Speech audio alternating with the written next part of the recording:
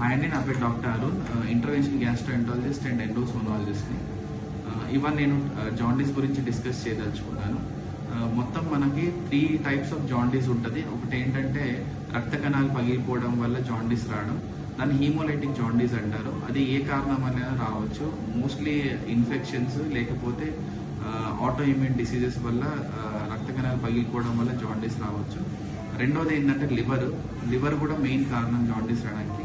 So లివర్లో వాపు రావడం, liver దెబ్బతిట్టడం, లేకపోతే లివర్ పాడైపోవడం, వీటిలలో మనం జాండీస్ చూడవచ్చు. మెయిన్గా ఆల్కహాల్ పేషెంట్స్లలో జాండీస్ అండ్ ఇన్ఫెక్షన్ పేషెంట్స్లలో కూడా లివర్ దెబ్బతింటే జాండీస్ రావచ్చు. మూడోది ఏంటంటే సర్జికల్ జాండీస్ అంటారు. ఆ సర్జికల్ జాండీస్ మనం నార్మల్ గాల్ బ్లాడర్ స్టోన్స్లో, సిబిడి స్టోన్స్లో, అప్పుడప్పుడు గాల్ బ్లాడర్ స్టోన్స్ సిబిడిలో పాస్ అవడాన్ని, లేకపోతే కింద ప్యాంక్రియాస్, ఆ అరుగుదల గ్రంథి అంటారు, ఆ అరుగుదల గ్రంథిలో వాపు రావడం, లేకపోతే గడ్డ రావడం, వీటిలలో మనం జాండీస్ చూడవచ్చు. సో ఈ సర్జికల్ జాండీస్ ఏంటంటే ఎండోస్కోపిక్ సర్జరీస్ చేయడం వల్ల సర్జికల్ జాండీస్ తగ్గిపోతుంది. సో ఇలాంటి కారణాలు మీకు ఏదైనా అనిపిస్తే, కళ్ళు పచ్చగా కావడం, లేకపోతే యూరిన్ పచ్చగా రావడం, ఇలాంటి కారణాలు మీకు అనిపిస్తే మీరు నన్ను కన్సల్ట్ కాగలరు. థ్యాంక్స్ అండి.